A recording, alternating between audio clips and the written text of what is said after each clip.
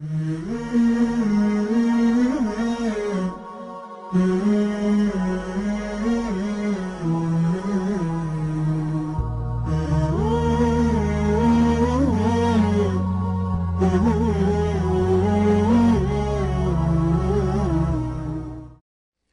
I'm going to show you is the experience in the Netherlands, and that's now over something like 25 years.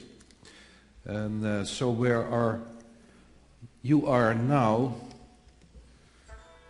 you have to see that we are now, let's say, 20 to 25 years later.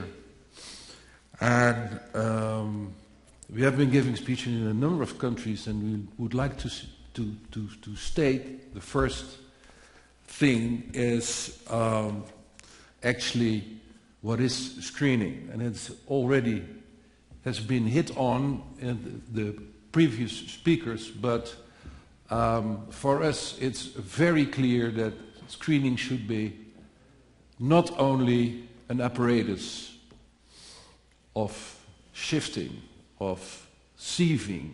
Here you see the population. Here you see the population is normal population and abnormal population after one round.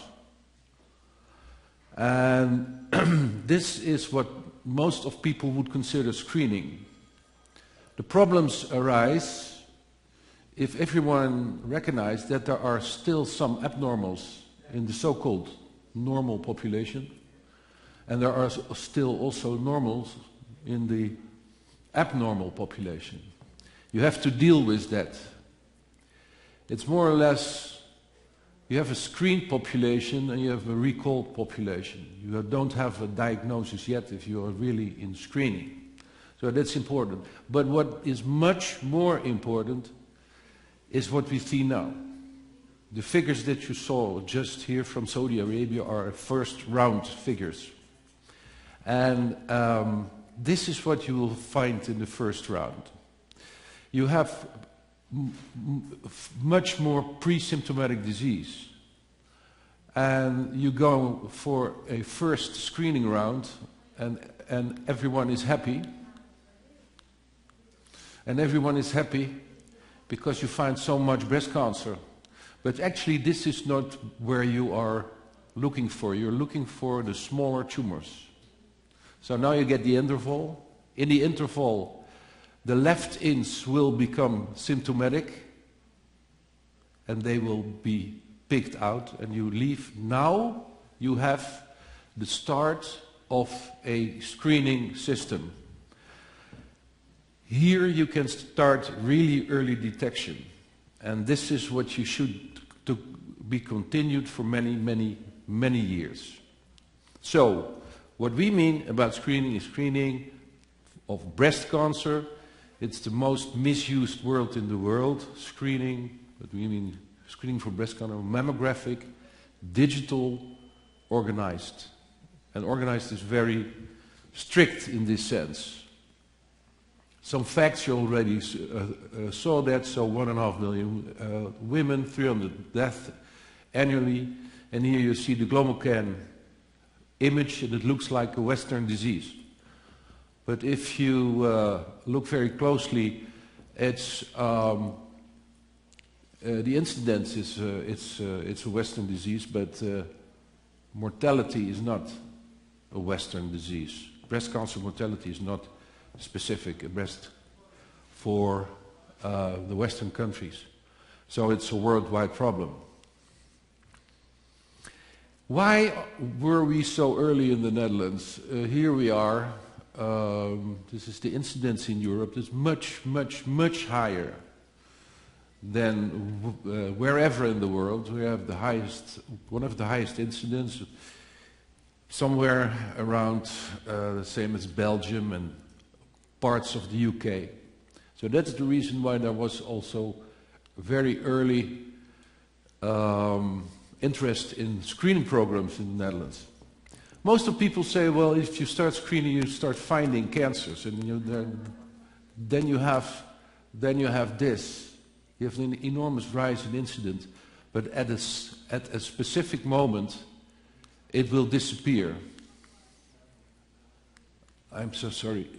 This is what happened in the Netherlands. This is 1910 in mortality of breast cancer. And this is 1990 when we started screening. Here, at this moment, 65% 5-year survival in Saudi Arabia. When we started, it was 50% survival in the Netherlands in 1990. Here we see the age pyramid. The problem that you have depends also on the age distribution. This is the age pyramid when we started in 1975 with our screening system. And this is what's happening now. We have an elderly population, and elderly population have much more breast cancer. But these women are healthy. Screening is about health and not about disease. 80% will never see something of their tests. They only go once in a while. For 5 minutes in 2 years in the Netherlands, they go for a bus. And that's everything what's into it. Their sisters will be saved. Most of them will never have any harm about screening. So don't overexaggerate that screening does so much harm. We will grow. We do now on a yearly basis 1 million women. And it will be 1.5 million in a couple of years. So we can handle that, that's no problem. This is Saudi Arabia. It's a much more normal build-up of the country. You have a very young population. But the age distribution, as you saw just, is completely different. You should adjust your system to a younger age group. Okay, well, what was the history anyhow? The history was, it came from Germany, a person with the name Ernst Krokowski. He was very, very patient. He accounted there was an enormous relation between metastasis and the size of the tumor. And since you are all radiologists, or most of you are radiologists, that's why we are in. We are trying to find the breast cancer as early as possible. We don't do diagnostics on the axilla. We try to find the tumor as small as possible, and that saves life. Of course, you have fast-growing tumors, normal-growing tumors. I'm so sorry about this. So here we have fast-growing tumors, slow-growing tumors, but also very slow-growing tumors. But still, their only opportunity is to get them as early as possible. So that's the solution. And in the Netherlands, after 71 in New York, we started in 1975 with 2 pilots, like here in Medina, and in the eastern part of the country with small pilots. We have a population screening act in the Netherlands, and you're not allowed to screen without a permit from the government. And in June 1987, the Health Council of the Netherlands said, well, mammographic screening is currently the only cost-effective screening, so it was in 1987, for breast cancer if we meet certain criteria on organization and financing. And since that time, they have been financing every year breast cancer screening. And so you have to have the commitment of your government. And so we build up a screening program with a target age. In those days, normal, we should go younger now, from 50 to 75. 75 was later implemented, and screening interval of 2 years. So, small information about organization. Here you have the Ministry of Health, Welfare and Sport. It's free for the Dutch population. So they're involved, and you have here 2 independent audit and quality organizations, and the right ones are we are for the medical quality audit, the continuous, and the numbers are being done in Rotterdam by another group. We're working very close together. We're a member of each other's teams. Completely digital, independent system from hospitals, a PACS system, a nationwide PACS and information system. The only paper that we use is for information to the clients, to the women. So the target population is 2.3 million, and we do 1.2 million invitations per year. We have a lot of breast cancer patients, and they are not invited anymore in screening. So some results about the analog period. We did 14 million invitations to 3 million women, a yearly growth of 16%, attendance 80%, and the realized interval between screening was 24 to 20.5 months. Detection was, we detected over 56,000 screen-detected breast cancers in those years, of which 5,000 ductal carcinomas in situ. And 70% of the invasive carcinomas were less than 2 centimeters. This is the macro figures. Of course, we have all the figures, everything that you can imagine. We have the figures about first round, second round, etc. The lymph nodes has influence on the survival, limited, but that there is influence on the survivals. 70% of the invasive tumors was lymph node negative, a much higher rate in the subsequent rounds. The program sensitivity, which is different from mammographic sensitivity, is 70%, is over 70%, which is considered for an analog screening reasonable, normal. And for the women over 70 years, it's over 81. So this is a little bit dull perhaps for some of you, but these are performance indicators. If you try to monitor the screening system, you want to know nearly on a daily basis how things going. So how's the attendance going? In the Netherlands, the attendance is 82%. And what do I show here? I show here the first rounds in all those years. Dark blue are the people who are screened, and light blue are the people who are being invited. So approximately 20% don't comply to the screening invitation. So, another point, the recall rate. Well, some people think that we are crazy in the Netherlands that we have such a low recall rate. We have a much higher recall rate for the first round. We have a recall rate of 4%, which is more or less mean in Europe, but a much, much lower recall rate in the subsequent rounds. Why is that? The reason for that is that we have a very good organization and we are very well trained. It's not necessary to recall so much to have the same detection.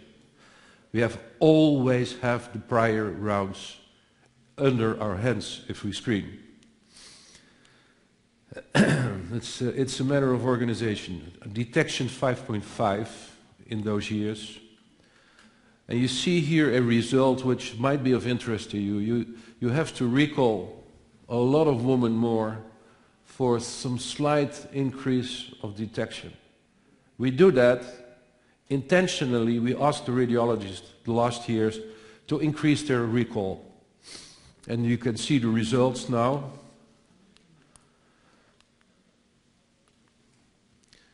All because of the stage shift. This is the difference between a screen group and a symptomatic group. Here you see T2 plus, 60% in the symptomatic group, 70% in our screening. So this is very simple. That's why screening works, and especially for radiologists, it should be important that you realize just find those small tumors, like here. Here we see what happened in the Netherlands the last year when we did something which I'll show you later on. We started here with real digitization. But here we started with higher recall. It became from 4.9 up to 6.0 at this moment, with a very low recall rate. Very high recall rate is not necessary. Mortality. Mortality is the only reason why you screen. And here we have a graph that now and then gives a lot of debate in the Netherlands. Why is that? That's because here we have a graph without screening, and that's been calculated by a computer program. And this is what we've been observing. So here we started screening. Here we started screening, and that's what happened. Is that proof? Well, not for all the epidemiologists, but there's quite another proof is that we started in a later moment with the age group of 70 to 75, and see what happens here. The mortality dropped enormously after we started the screening, much faster than the other group. Why is that? We were building on an existing infrastructure for the older group. So it was a sort of big bang start of screening of older women. And you see an immediately decline of the mortality here. Much, much faster than in the other group. So that's the reason why we have a very strong opinion that screening works, and it's not necessarily that you have to recall everyone. Cost. Some of you might be interested. We pay per screen €53 in 2007. We digitized the whole bunch. We had to add €4, and the quality monitoring costs is approximately €5. So this is what happened with the price. Of course, the total price of screening went up because we did more women, but the mean price per screening unit stayed stable. This is corrected for inflation. So what do we earn? Will we earn per year life saved? It's approximately €2,200 per year life saved in breast cancer screening program. Approximately the same for colon cancer, much more for cervical cancer, and we have a limit. We look a little bit like the Scots. We don't like to spend money too much. So here you see that the Dutch limit is 20,000. What do we spend in the Netherlands to healthcare? Well, a lot of money. Now approaching 90 billion euros per year. Somewhere 25 to hospital and medical specialists. Billion. And now we're spending only 200 million on the total prevention, and we're spending 60 million in 2012. So it's 0.3 of the total budget for hospitals.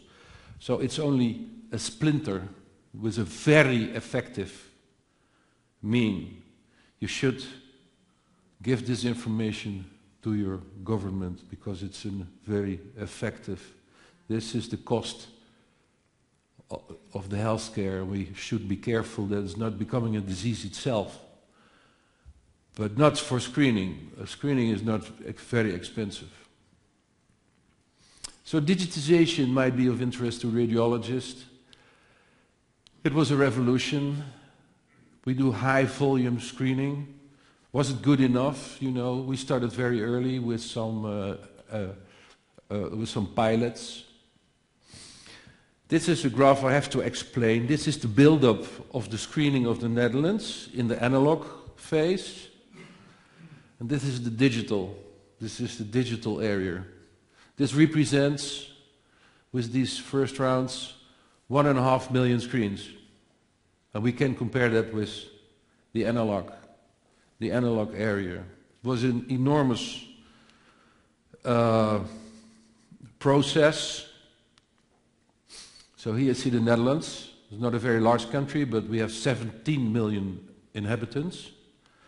And here you see a national PAX with a glass fiber connection, everything attached to everything, especially for breast cancer screening.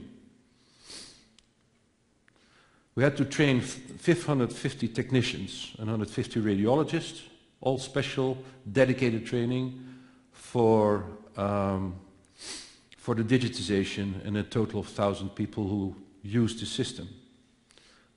1,000 people who do 1 million screens per year. We have 65 mammographic units, 8 fixed locations. The fixed location has now more mammographic units than one, but we have 57 mobile units. That's a large enterprise because we do 5,000 women per day, every year, again and again, again and again. It only works if you can get the population back to the screening. The total budget for the project was 70 million. So the evaluation of this 1.5 million against the analog, the digital recall rate went up significantly, but there's a learning curve. The detection of DCIS was almost doubled, especially in younger women, which is pretty relevant. Don't believe those people who said it's only overdiagnosis. And we found significantly more invasive ductal carcinoma of the very small kind. As a result of that, significant less T2 plus, and the lymph node stayed stable, but I have to make a remark about that. It looks like that we don't influence the lymph node status, but in this period we saw the sentinel node procedure. Okay, I'm pretty close to the end, Mrs. Chairman. You see here you see the learning curve of the digital screens. Here you see the predictive value became higher, and here you see the learning curve I showed. So the general conclusion of digitization was improved screening performance, more efficiency, and a cost stable. Some remarks about the mortality decline and screening. Here we see the influence of the start of the screening and what happened here. Most of the people say, well, there's something else. Well, we have a lot of opponents in Europe, not in the Netherlands, but in Europe. Well, we analyzed it very, very closely, and this is what happened if you get everything together. Before the start of the screening, if you consider the screening as one big bang, before the start of the screening, every year you saw an incline of 0.3% of mortality, and after the screening you saw a decline of 1.7. So that's pretty convincing that screening works. I'll skip this. This has to do with the influence of chemotherapy in relation to screening. The part of which can be contributed to screening is larger. It's much larger in the older population, and of course there is no real figures. If you compare women who are screened and non-screened, then the chance of dying of breast cancer for women who are not screened is 50% higher. Dus if you comply to the system, your chance of dying of breast cancer is 50% lower. This has been proven in the Netherlands, but again and again and again everywhere in the world. Last points of discussion: the Gotcha, the Cochrane. They leave out the most successful randomized trials. I don't have enough time, but I have enough time for this. There was a big row in the UK. Independent review by people who never published about breast cancer screening, and it's recently been published, the UK review, and the highlights. The highlights is significant benefit. 1,300 people prevented mortality at 70 years. Overtreatment is an offer that many women will feel worth accepting, and there's no reason to stop the program. End of discussion. Ladies and gentlemen, there are harms and there are benefits. And if you organize a screening system, you should be aware of that. And you should take the harms out as far as possible. We will skip the overdiagnosis and the false positives, but it's a problem that we can handle, especially the false positive. We're building now a system that the false positive, especially the BI-RAT 0, we only recognize in screening BI-RAT 0 and BI-RAT 4 and 5, that the BI-RAT 0 will be dealt with within 48 hours. My last conclusions. 35 years after the first pilot project and 22 years after the start of the population screening, screening in the Netherlands is a fact of life. Fear for breast cancer is diminished and not directly related to mortality. And I have to make a remark about your fear, about the recognized fear here for amputation. Most of the women don't get an amputation. 5-year survival is somewhere around 85. The 5-year survival of screen detected is near normal. The 5-year survival of screen detected tumors smaller than 15 millimeters is completely normal, is comparable to the background group. Effect on the mortality decline of the target population is significant, but it's the whole population, the screened and the non-screened, is over 30%. Figures from the Netherlands are national, very large, very detailed, and from open sources and available for everyone. And every year, at least 775, and it will grow up to 975, will prevent the deaths from screening. This is my last slide. Don't forget, 1 prevented death adds 16 years of life in the Netherlands. The system should be strictly controlled and limited cost, and the continuous monitoring, audit, and quality control is mandatory. Thank you very much for your attention. Are you meaning the discussion, the scientific discussion about the efficacy of screening programs? That's correct. Yeah, we think it has some impact on the woman, but not very much. When there is a program on the television or in a newspaper, you hardly see any effect. We are a little bit afraid there will be gradually some effects, but until now there's hardly any effect. They consider it as a discussion in between scientists, and most of the people has the feeling that early detection would be a model that is okay, but still it might be disturbed by the ongoing debate, the eternal debate about the harms and the benefits of the screening. So when you start screening, it's very difficult to be completely open about the disadvantages, because the woman will have the impression that they have a real chance of being harmed by the screening, but there's so much, it's so little chance. But still, that's the problem. And in the beginning, and that was also the criticism, that the harms were, let's say, left out for the information to the public. Now, in 2012, that would be impossible. In those days, it was because of compliance, it was left out. I have a question to Professor Heyten and Mr. Kalkin. When we talk about the interval cancer, incidence of interval cancer, this means we have to do all the clients again for the second round in order to calculate. But if they're not coming, they're not showing up like 50%, so I cannot calculate the interval cancer rate, right? You have to connect the national cancer figures with your screening system. And you have to know the breast cancer cases which being found in hospitals, and you have to match this with your screening system. And so but it will take many years often. But it will be better and better and better with digitization. But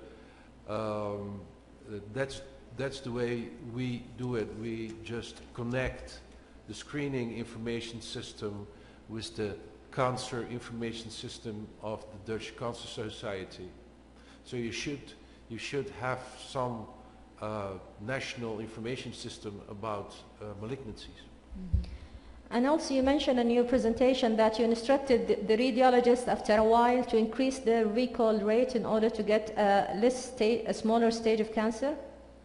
Yes. And what's the limit of the allowed recall rate? Well, we did extensive research on recall, and I can give you an hour lecture about that. But we think that 2% for the Netherlands will be okay. It will be a little bit higher, 2.5%, 3% on the whole. In the first round, we go up to 4 or 5%. In the subsequent rounds, we go. But we came from 1, and that was too low. And when we started, we say, well, okay, get up with screening. So we went to them and asked them to adjust their screening system, and they did. There's no doubt. If you ask a radiologist, just be a little bit more sharp, but not too much, then he will do it. In the Netherlands, they will do it. We don't have this medical legal problem. You know, not every woman who is missed isn't too, but will go to the law, to a judge. They won't sue us. They know that this is screening, and screening is not perfect. Yeah. So that's so we, because we have a relative small group of 150 radiologists. We all know them. We can steer them a little bit. Of course, they are normal radiologists like you and myself, but we can say, okay, we did extensive research on this. In 2%, if you want to avoid one interval carcinoma, if you go much higher than 2%, you will have to make 282 false positives. This is the balance that you have to seek. This is overcalling, we think. So the optimal area is somewhere between 2 and 3 for the subsequent rounds. Yeah. First round is a different question.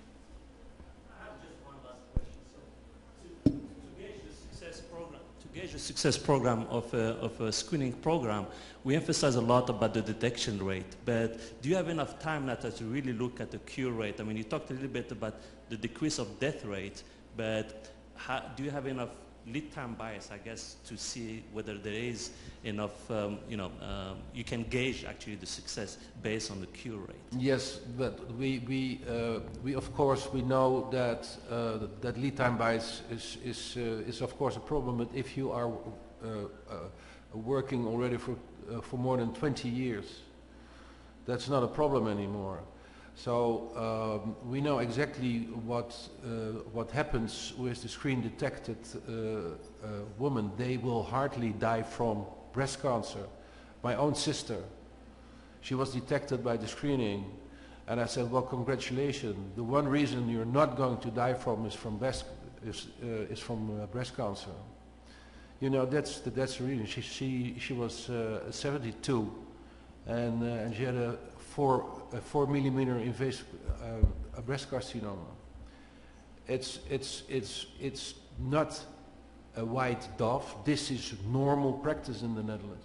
We don't see very much large tumors, and if there's one, it's a very fast growing. It's a nasty one. We will never save those women. Those usually are younger patients. Yeah. Yes, most of them. Yes, most of them. Absolutely. Yeah. My question to Professor Heyten. Thank you very much for your presentation and also answering your question. My question regarding the high-risk population for patients with BRCA1 and BRCA2, and also with patients who had previous irradiation, what is the recommended tool for screening for such patient? And the second part of the question, who should follow this patient? Radiologist, the screening program, or who is? In the Netherlands, the guidelines are very clear. You start at 35 with yearly mammography, MR, physical examination, and ultrasound.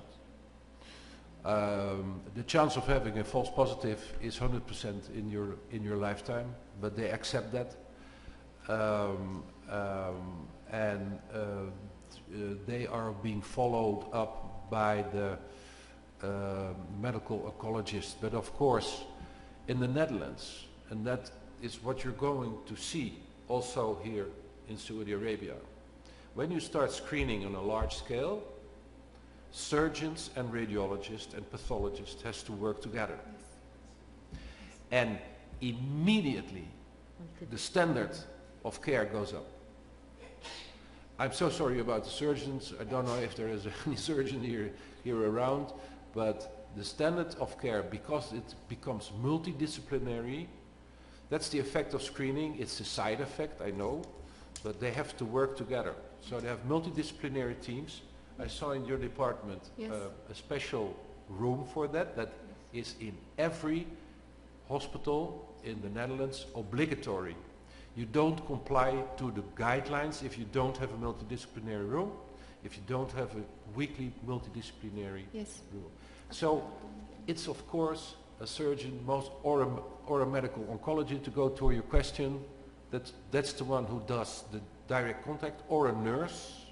Nowadays we have nurses, dedicated nurses, and it's all discussed in between in the multidisciplinary team. So there is no rule for MRI breast for patient with high risk? Yes, absolutely. Yes. Everyone. And how frequent patient had? Once a year.